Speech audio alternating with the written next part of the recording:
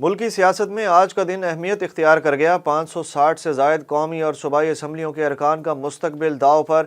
پنجاب اور خیبر پختونخوا کے ارکان اسمبلی مزید کتنے دن کے مہمان ہوں گے؟ عمران خان آج اعلان کریں گے۔ چیئرمین تحریک انصاف آج ہی اسمبلیاں تحلیل کرنے کا اعلان کریں گے یا نئی تاریخ دیں گے؟ اعلان آج لبرٹی چوک لاہور اجتماع میں ہوگا۔ Party chairman Imran Khan video link کے ذریعے جلسے سے اہم خطاب کریں گے۔ لبرٹی چوک میں جلسے کی تیاریاں جاری۔ عمران خان کا کہنا ہے کہ جو یہ سمجھ رہے ہیں کہ اسمبلیاں تحلیل نہیں ہوں گی وہ آج کی تقریر کا انتظار کریں۔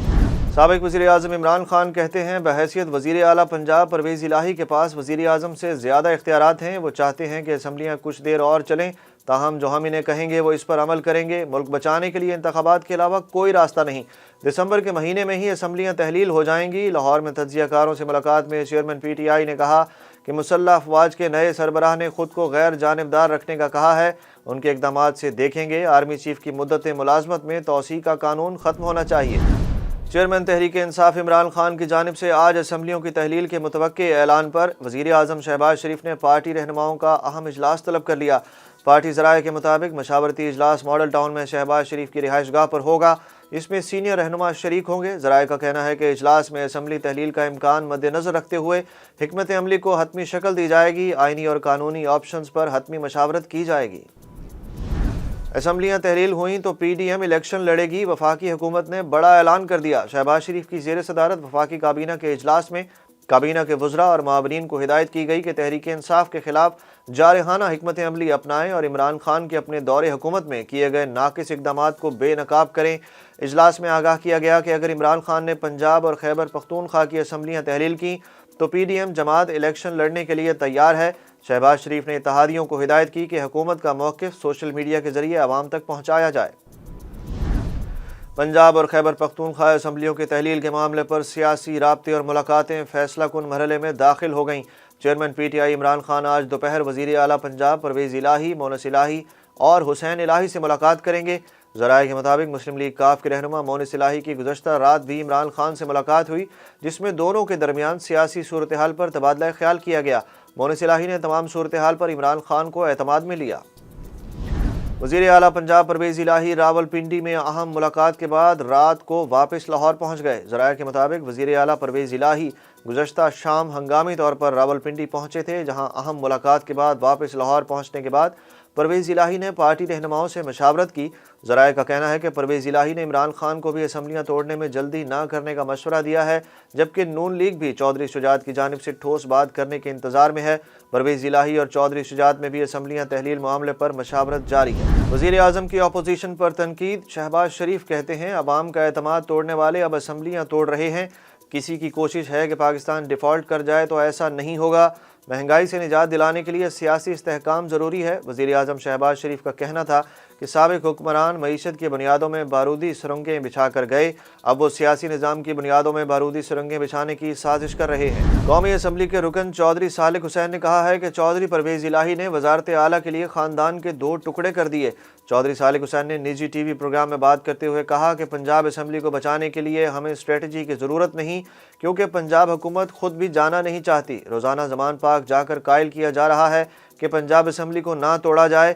عمران خان صرف اپنا معاملہ دیکھتے ہیں اور وہ صرف اپنا ہی سوچتے ہیں۔ انہوں نے کہا کہ توشہ خانہ معاملے کے بعد عمران خان کی مقبولیت میں کمی ہوئی ہے۔ خصوصی طور پر نواز شریف سے ملنے لندن نہیں گیا تھا، بلکہ والد کے کہنے پر نواز شریف سے ملاقات کی تھی۔ جنرل باجوہ کے حوالے سے پرویز الہی اور عمران خان کا بیانیہ بالکل برعکس ہے۔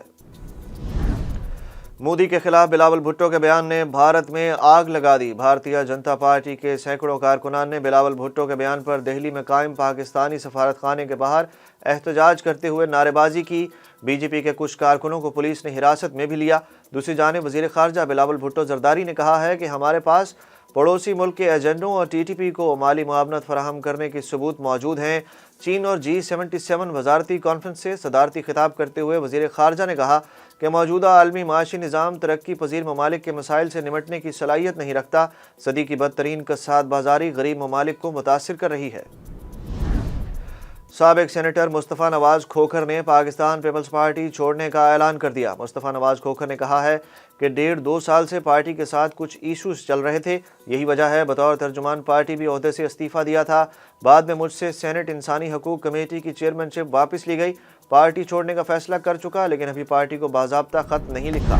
شمالی وزیرستان کی تحصیل میر علی میں گاڑی پر نامعلوم افراد کی فائرنگ سے 3 افراد جاں بحق ہو گئے۔ سیکیورٹی ذرائع کے مطابق جاں بحق ہونے والوں میں سے ایک فرد کی شناخت کرم خان کے نام سے ہوئی، جبکہ 2 لاشوں کی شناخت کا عمل جاری ہے۔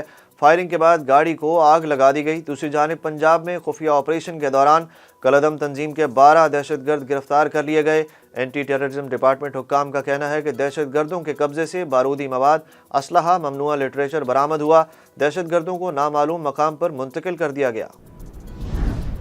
اداروں اور کمپنیوں کو شہریوں کا ڈیٹا استعمال کرنے کی اجازت دینے کا فیصلہ کر لیا گیا۔ وفاقی حکومت نے پاکستان سنگل ونڈو کے تحت حاصل ہونے والے ڈیٹا اور اعداد و شمار کے استعمال کی اجازت دینے اور اس حوالے سے رولز متعارف کرانے کا بھی فیصلہ کیا ہے۔ ریونیو ڈویژن نے قوانین کا مسودہ تیار کر کے متعلقہ اسٹیک ہولڈرز کی مشاورت اور آراء کے لیے جاری کر دیا۔ دستاویز کے مطابق تمام متعلقہ اسٹیک ہولڈرز سے کہا گیا ہے کہ مجوزہ رولز بارے 15 دن کے اندر اندر اپنی تجاویز اور اعتراضات جمع کروائے جا سکتے ہیں۔ اور پاک انگلینڈ سیریز کا تیسرا اور آخری test match Karachi national stadium میں شروع۔ وائٹ واش کے چیلنج سے نمٹنے کے لیے پاکستان کا ٹاس جیت کر پہلے بیٹنگ کا فیصلہ۔ ٹیم میں 4 تبدیلیاں کی گئی ہیں۔ اظہر علی، نعمان علی، وسیم جونیئر اور شان مسعود کو پلینگ 11 کا حصہ بنایا گیا ہے۔ پاکستان کے اوپنر عبداللہ شفیق 8 رنز جبکہ شان مسعود 3 رنز بنا کر پویلین لوٹ گئے۔ انگلینڈ پہلے ہی 2-0 سے سیریز اپنے نام کر چکا ہے۔